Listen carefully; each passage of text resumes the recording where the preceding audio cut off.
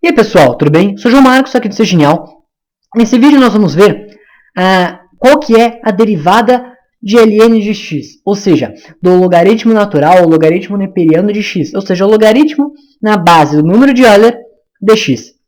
Nós vamos ver a demonstração, né, do que é a derivada dessa função. Então, eu já vou aqui adiantar, vamos colocar o resultado.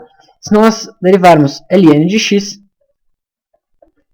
nós vamos chegar a 1 sobre x. Só que esse daqui é a resposta da derivada de ln de x. Mas agora nós vamos demonstrar. Isso é um resultado bastante importante dentro do cálculo. Então, para demonstrar, vamos partir da definição fundamental de derivada a partir de limites. Ou seja, a derivada de ln de x, vou representar colocando linha, é o limite com h tendendo a zero de ln de x mais h menos o ln de x sobre h. Só lembrando, nós definimos que nós temos uma função f de x. Qual que era? A f' de x, ou seja, a derivada, vai ser o limite com h tendendo a zero do f de x mais h menos o f de x sobre h. Então, é simplesmente o que nós fizemos aqui, certo? Nós estamos considerando que, no caso, a nossa função, o nosso f de x, seria ln de x. Então, a nossa derivada da função ln de x vai ser este limite aqui. E vamos resolver este limite para ver onde nós chegamos. Nós temos que chegar a 1 sobre x, porque é a derivada de ln de x. O que a gente vai fazer? Bom, agora vamos lembrar numa propriedade de logaritmos que diz o seguinte. Por exemplo, você tem o log numa certa base A de B sobre C. Você pode escrever isso aqui como sendo o log na base A de B menos o log na base A de C. Então, nós podemos ver, nós temos dois logaritmos com a mesma base, ou seja, o número de Euler, de dois logaritmandos, o x mais h e o x. Então, a gente está nesta situação aqui. Nós vamos voltar para cá, certo? Nós vamos aplicar essa propriedade de logaritmos. Então, nós vamos ficar com o limite, com h tendendo a zero, de ln de x mais h sobre x. Isso dividido por h. Bom, aqui no nosso caso é como se o nosso x mais h fosse o b e o x fosse o c. Então, nós aplicamos a volta da propriedade, certo? E aqui nós podemos escrever isso daqui como sendo limite com h tendendo a zero de ln de 1 mais h sobre x, certo? X sobre x é 1. E tudo isso dividido por h. Mas em vez de colocar dividido por h, eu vou colocar multiplicado por 1 sobre h.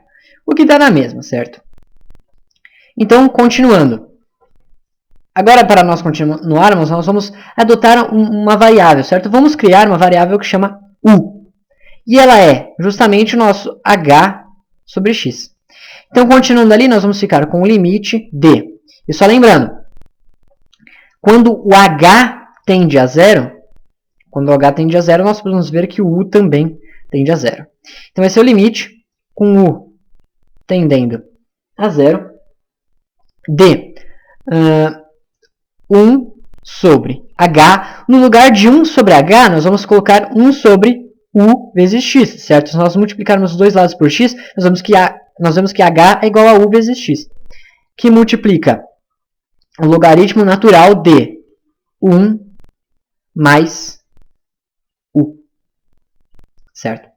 E o que nós podemos perceber?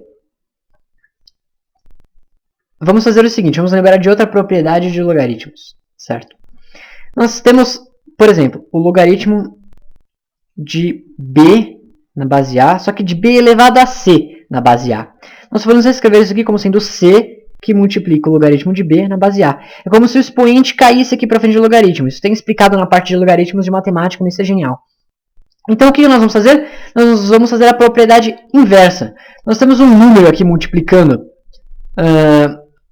o logaritmo, nós vamos trazer isso daqui como expoente do logaritmano.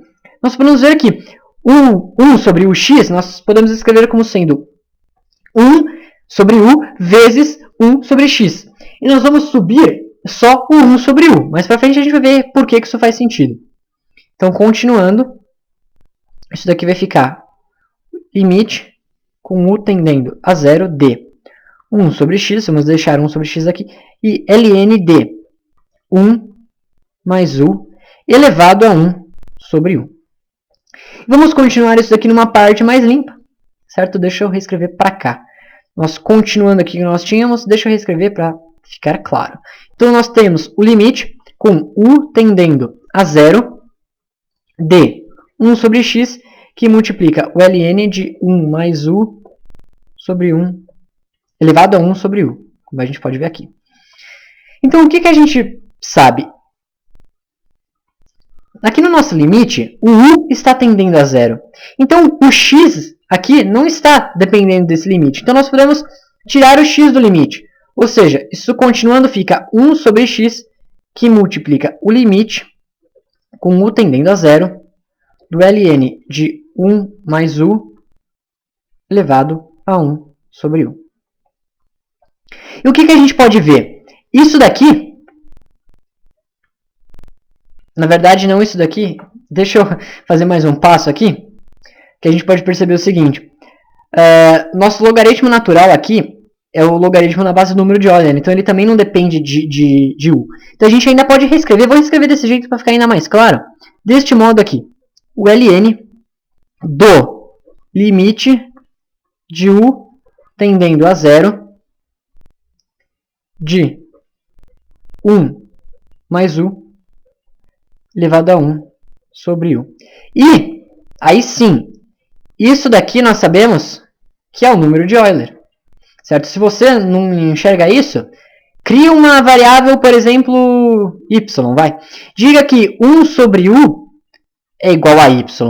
Então, isso daqui poderia ser escrito como sendo 1 sobre x, que multiplica o logaritmo natural do limite. Quando u tende a 0, nós podemos ver que y tende ao infinito. Então, com y tendendo ao infinito, de 1 mais u, nós podemos ver que é 1 sobre y. 1 sobre y.